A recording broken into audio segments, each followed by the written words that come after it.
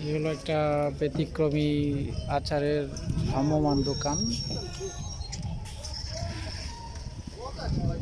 সেই দোকানে অনেক ভিন্ন ভিন্ন স্বাদের আচার পাওয়া যায়। সেই আচার খেতে গেলে আপনাদের আসতে হবে বাউফল বগার বাজার এরিয়াতে।